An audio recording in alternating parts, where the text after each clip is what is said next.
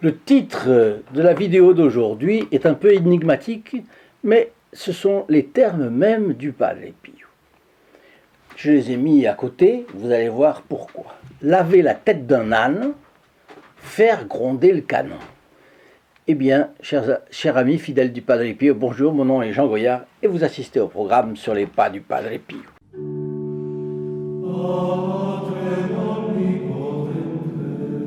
Et c'est le père Carmelo Durante qui était alors le gardien du couvent, c'est-à-dire le supérieur du couvent du Padre Pio.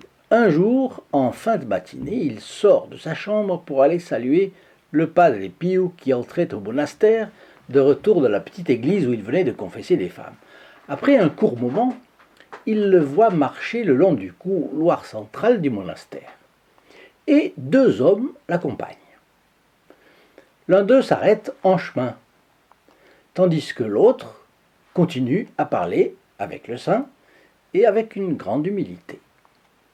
Lorsque le Padre Pio arrive à la hauteur de la porte numéro 1, c'est-à-dire celle de sa cellule, l'homme s'agenouille et lui parle avec encore plus d'insistance de sa préoccupation.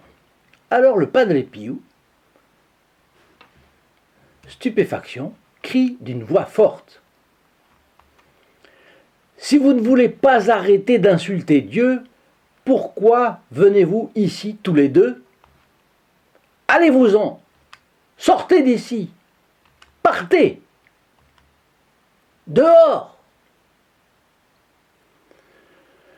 Le pauvre homme, toujours agenouillé, triste et angoissé face à cette dure réprimande, répond sur un ton un peu plus fort que le père gardien a entendu.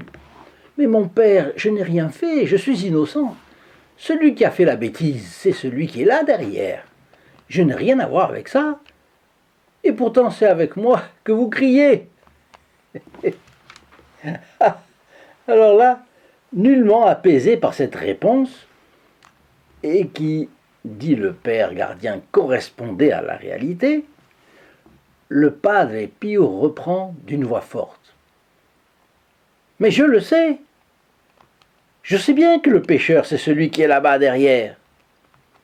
Mais c'est pour ça que je crie, pour qu'il m'entende de là où il est. » Et d'un regard menaçant vers l'homme qui gardait prudemment ses distances, il parla clair sur un ton de prophète de l'Ancien Testament. « Pécheur impénitent, pauvre de toi, mais prends garde à la justice de Dieu. »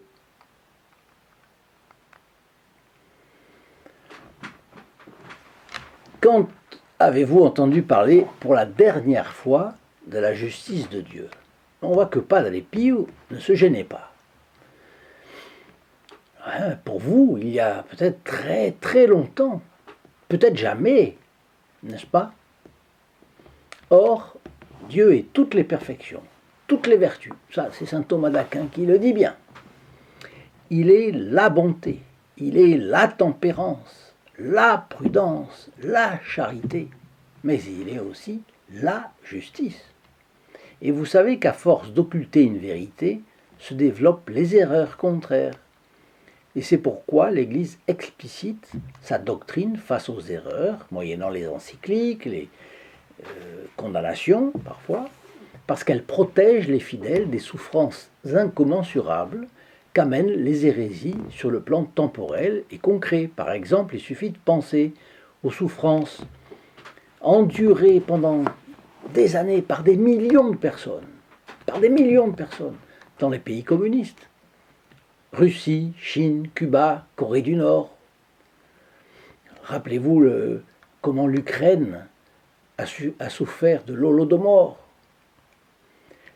Cette famine organisée par Staline pour tuer tout simplement les gens qui étaient opposés à sa politique.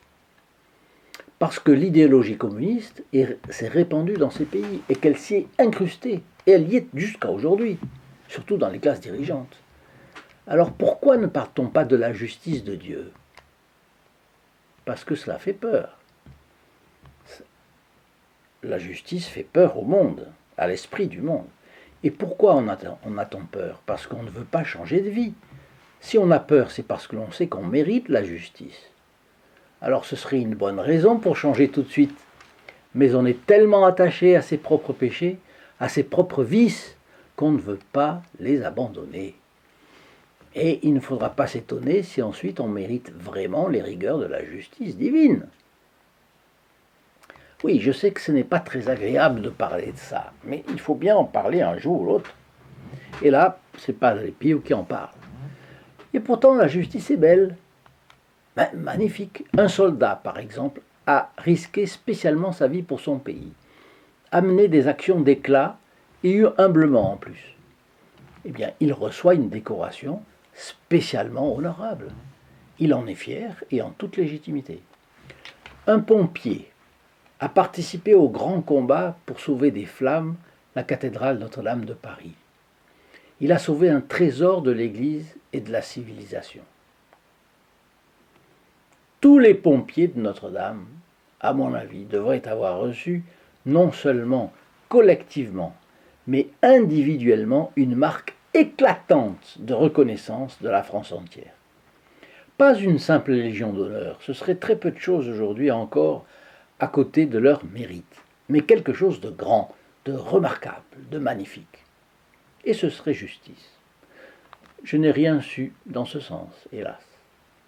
Et tous ceux qui ont œuvré pour sécuriser Notre-Dame, qui œuvrent en ce moment, nous sommes au mois de mai 2021, eh bien, ceux qui œuvrent en ce moment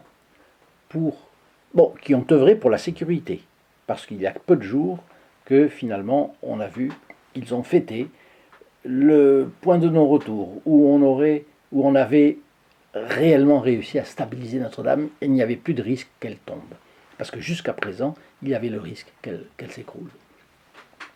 Mais maintenant, ceux qui recommencent pour travailler, pour restaurer, pour nous redonner Notre-Dame de Paris, eh bien les charpentiers, les tailleurs de pierre, les cordistes, les architectes, les responsables des échafaudages. Même chose, l'État devrait réfléchir à une récompense éclatante pour eux, parce que ce qu'ils font est d'un dévouement unique. Et beaucoup ont couru le risque de perdre la vie dans tout cela. D'ailleurs, toutes les cathédrales ont été construites au Moyen-Âge avec des personnes qui parfois étaient victimes d'accidents. Et là, ça a été le cas. Il n'y a pas eu de mort, mais il aurait pu. Donc, ils méritent quelque chose qui leur montre qu'on ne les oublie pas, qu'on prie pour eux, qu'il y a une chose qui s'appelle la gratitude, dont un père spirituel disait que la gratitude était une vertu encore plus rare que la chasteté en ce monde. Imaginez. Donc, qui montre qu'on a pour eux de la gratitude. Et puis quelque chose qui les donne un exemple, qui les donne en exemple pour toutes les générations futures. C'est juste d'un côté et c'est pédagogique de l'autre. Je prends un autre exemple. Un ecclésiastique aura rendu des services insignes à l'Église, l'aura défendu contre ses persécuteurs, dans un de ces pays communistes, par exemple, imaginez, avec des arguments spécialement clairs, spécialement convaincants. Il mérite une récompense, bien sûr, et ici-bas, une récompense qui le donne en exemple, pour en entraîner d'autres, peut-être. Et si le monde choisit de l'ignorer, alors on sait que notre Dieu infiniment juste et bon lui donnera une gloire dans le ciel, selon ses mérites, et peut-être d'autant plus grande qu'elle aura été ignorée ici-bas par l'esprit du monde. Donc, justice pour récompenser, c'est magnifique. Justice pour punir, la punition, ça existe. Un père prive de dessert son enfant, c'est la justice. Mais on doit faire cela quand la bonté a échoué. C'est le principe d'éducation d'autrefois. Bonté, bonté, bonté. Et si ça ne marche pas, justice. Les deux, la justice pour récompenser et la justice pour punir, sont réversibles, se renvoient l'une l'autre. Mais aujourd'hui, tout est à l'envers. Quand il y a un criminel, un terroriste, on cherche tout pour le dédouaner. D'abord, c'est un déséquilibré, bien entendu. Et puis, plus récemment, on a trouvé un expédient. Ce terroriste était sous l'emprise de la drogue. Alors, il n'était plus maître de ses actes. Alors qu'on sait que certains terroristes se droguent pour pouvoir commettre leurs crimes. C'est si affreux, si lâche, si monstrueux. Et ils se droguent pour cela. Donc ils décident de se priver de leur conscience entière pour faire ces crimes. Et ce sera des orphelins, des veuves, des souffrances déchirantes. Et on compte cela pour rien. Ah, ça, ce n'est pas sérieux. Le monde marche sur la tête. Mais vous voyez où je veux en venir. La justice doit être honorée, aimée et glorifiée, dans les deux sens. Cela veut dire que si nous avons l'âme propre, eh bien nous devons l'aimer.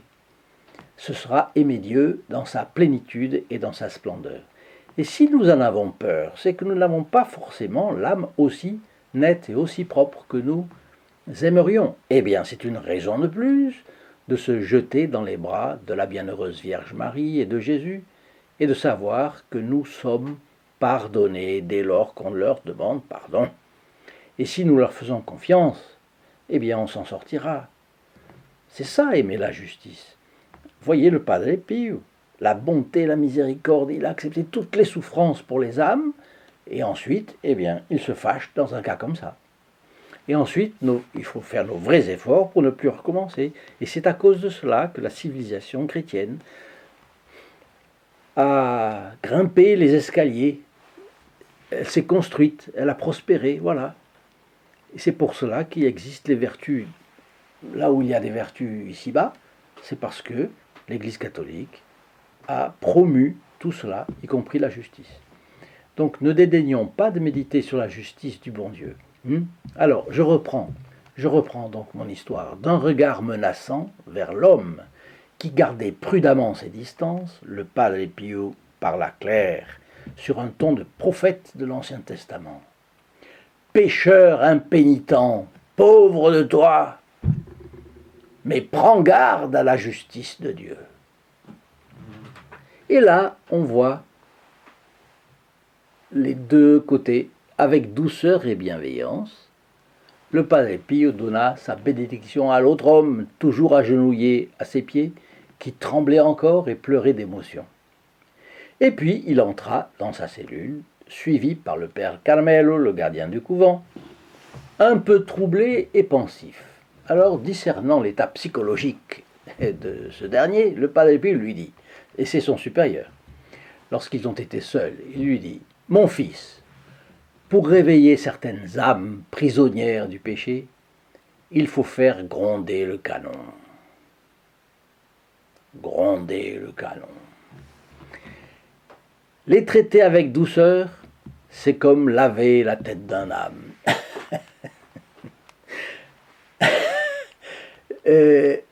Les traiter avec douceur, c'est comme laver la tête d'un âne.